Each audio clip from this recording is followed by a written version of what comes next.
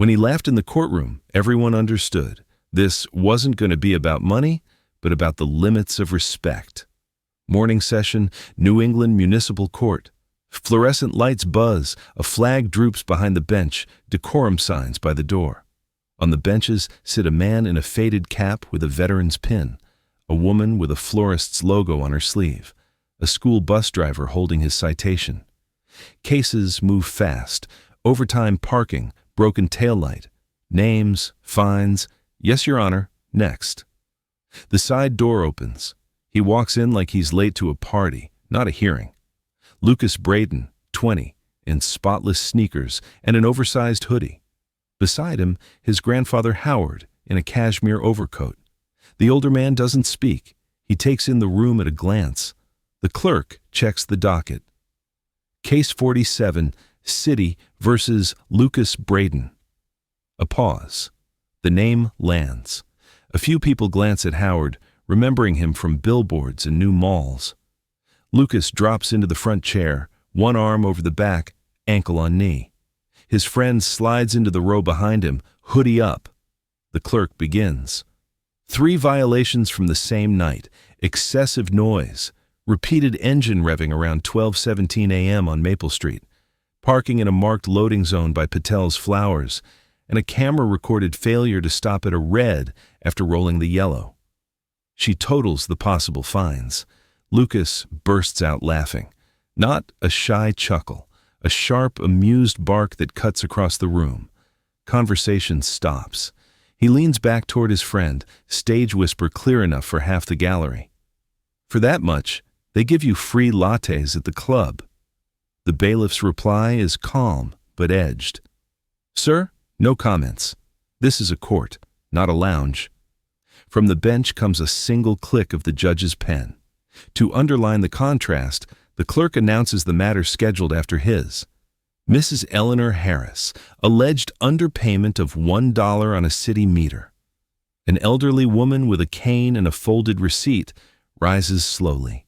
At the front table, Lucas lets out a quiet snort. "A whole dollar," he mutters. The veteran in the faded cap turns and studies him for a long second before facing forward again, jaw tight. The air in the room thickens.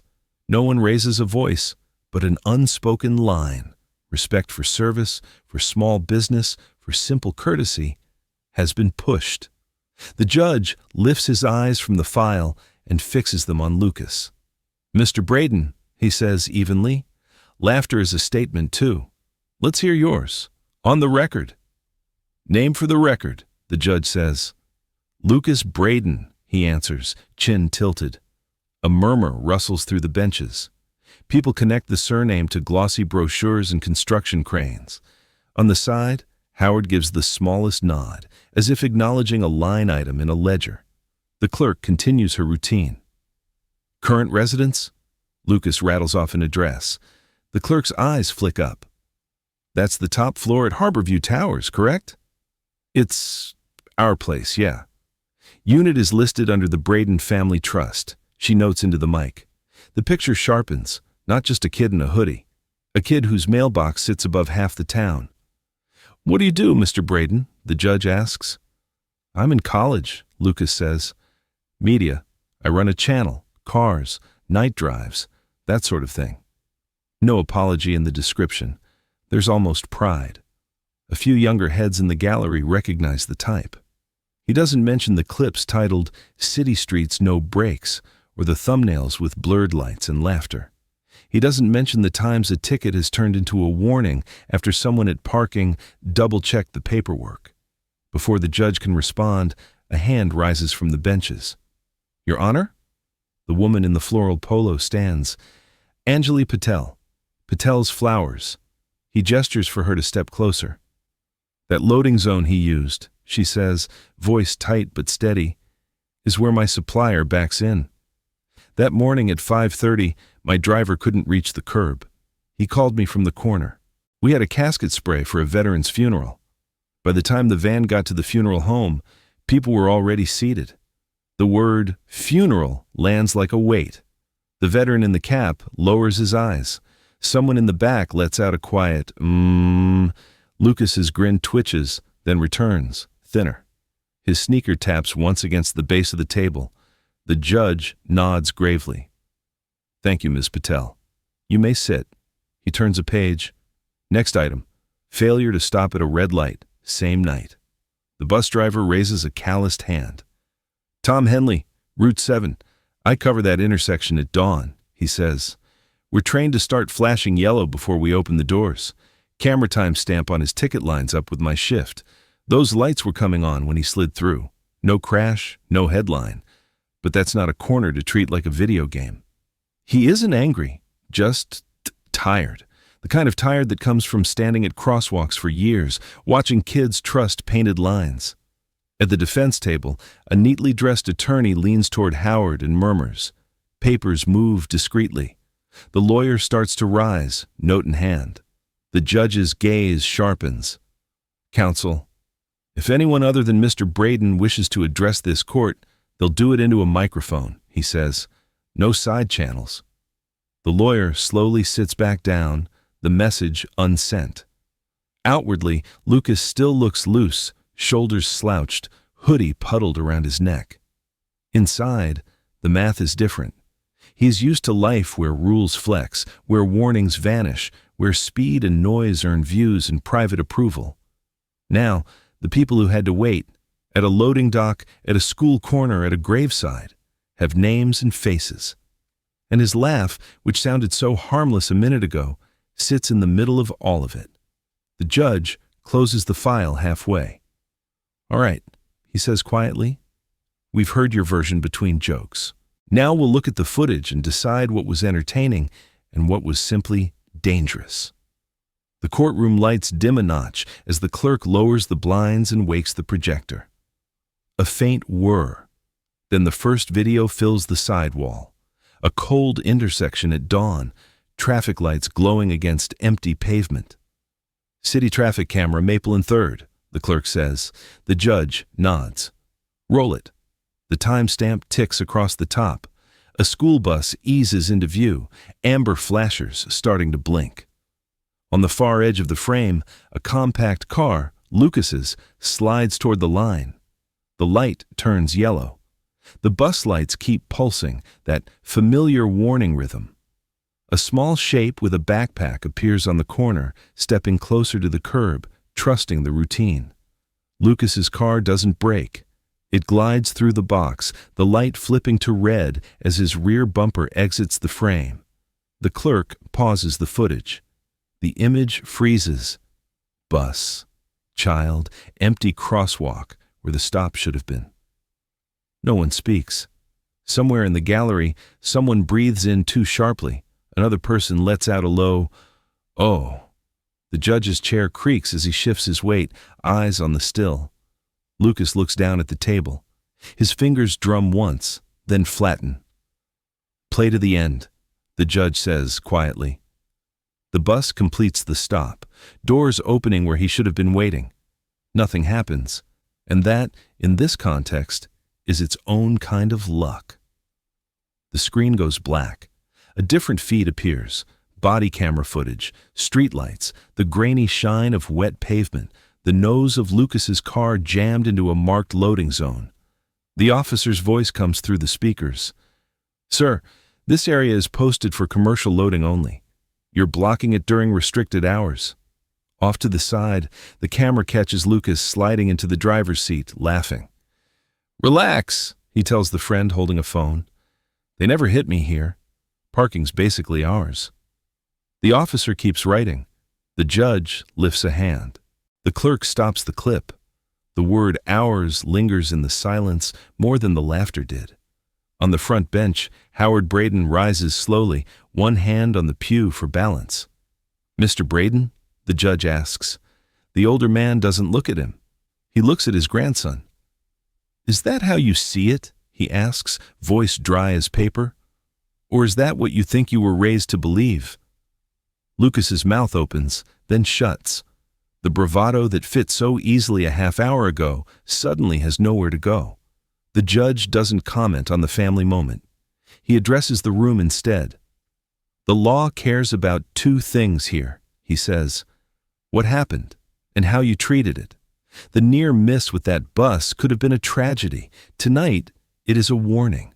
Your words about our parking don't create a new offense, but they paint the attitude behind these choices. He clicks the projector off. The hum fades. The overhead lights regain their full glare. In other words, Mr. Braden, the judge continues, eyes returning to Lucas, your laughter was an answer to the community that shares these streets with you. It's my turn to respond. He taps the file with one finger. We're finished with the jokes. Now we'll talk about why you think this block belongs to you and what that has cost everyone else. Mr. Braden, the judge says, stacking the thin case files into a careful pile. You told your friend, parking's basically ours. Let's examine who you meant by ours and who pays the price for that idea. He nods to the clerk. She lifts a supplemental sheet. The paper makes a dry whisper against the folder. Additional notes attached to this plate. She reads, Previous citations, both marked Courtesy Review by Parking Division. Warning issued. The judge looks toward the city's representative seated against the wall. Mr. Collins, step forward, please. A man in a city badge comes to the microphone. The bailiff administers the oath. Collins raises his hand, palm slightly trembling. Did your office initiate these courtesy reviews on its own? The judge asks. Collins clears his throat. No, Your Honor. We received calls from the management office that oversees several downtown garages. The caller identified the vehicle as belonging to the Braden Property Group, asked if we could take a second look. We treated those as discretionary warnings. In plain language, the judge says, those tickets were reconsidered because someone tied to the Braden holdings picked up a phone. Collins doesn't argue. Yes, sir. All eyes slide toward Howard. He doesn't flinch. Mr. Braden, the judge says, did you direct anyone to make those calls? Howard's voice is low but carries. The garages are operated by a company my trust owns, he says. City streets are not. I never told a soul to ask for favors on my account. If a manager did that to curry favor with my name, it was his bright idea, not my order. He turns his head to Lucas. Don't confuse my investments with a license, he adds. No anger, just a hard boundary. The judge lets the statement stand, then motions to the screen again. One more clip. This time, the body cam from the loading zone is joined by a second angle from a nearby storefront. The grainy image shows the delivery van pulling up in the pre-dawn dim brake lights, washing red over Lucas's car, blocking the curb. The driver gets out, stares at the spot, checks his watch, and pulls out his phone. Through the tiny speaker, his voice is thin but clear. We're going to be late. The space is taken. Tell the family we're on the way. Above him, a clock on the shop front reads 5:32. The timestamp on Lucas's ticket matches it. The video stops. No one rushes to fill the quiet. Whatever joke Lucas had been living in, the one where rules bend, warnings vanish, time belongs to him, has been laid open under fluorescent light. Not with shouting, but with dates, notes, and one small phrase. Courtesy review. The judge folds his hands. So, he says, we have no evidence of bribery, no envelope under a table. What we do have is something more ordinary, and in some ways more corrosive. Private channels used to soften public rules. He looks directly at Lucas now, not unkindly. We've talked enough about your connections, he says. Next, we'll deal with the people whose mornings you pushed aside. We are going to discuss what you owe and how you're going to pay it back. The judge leans back, studying Lucas as if measuring him against the file. You laughed when you heard the total, he says. So answer me this. What's the price of someone else's hour? I'll help you work out the math. Before Lucas can reply, the attorney at Howard's side rises. Your Honor, the Braden family is prepared to resolve this generously. All fines paid, of course, plus a substantial contribution to the Veterans Council, to the school district. The judge lifts a hand. Sit, counsel. The lawyer pauses, then obeys. Donations are admirable, the judge says, voice steady. They are also voluntary. What we are talking about here is not charity, it's repair. Mrs. Patel didn't lose a grant. She lost a delivery window. Mr. Henley didn't lose a budget line. He lost a margin of safety. You don't patch that with a press release and a big check. The room is quiet enough to hear someone shift their shoes on the tile. Lucas's shoulders sag a notch. For the first time, he doesn't have a quip ready. I wanted to look important, he says, words coming out uneven. To my friends. To him. He tips his head slightly toward his grandfather without quite turning. I thought speeding past rules meant I mattered, like the city was a backdrop. No heroic confession, just a blunt, clumsy truth. The tension in the benches loosens a hair. The judge nods once, as if that's the first solid footing of the morning. Here's how this'll go, he says. 1. Every citation on this docket stands at full value. No discounts, no deals. 2. You will reimburse Patel's flowers, down to the last stem and ribbon, for the funeral arrangement that arrived late. Payment documented, with a copy to the family that buried their veteran that morning. 3. Any cost or overtime the school district can attribute to that delayed bus stop is to be repaid. If it's $20, you pay $20. If it's $200, you pay $200. He looks toward the gallery. 4. You'll report for early morning shifts with delivery crews approved by the court. You'll haul, stack, and wait in those loading zones while the clock runs. No camera crews, no posts, no content. Just work. 5. Under supervision of the traffic unit, you will assist at a designated school crossing for a set number of mornings. You don't touch a child. You don't give orders. You stand where you're told, and you watch what it takes to keep them safe. Lucas's throat bobs. Yes, sir. 6. You will complete a city traffic safety course and write a short paper on what your 1 minute looks like from everyone else's side of the windshield. Not for likes, for your file. He lets a beat pass. If you do all of this on schedule, a portion of the monetary penalty will be held in abeyance. Miss the mark, and it all comes due, plus whatever else the law allows.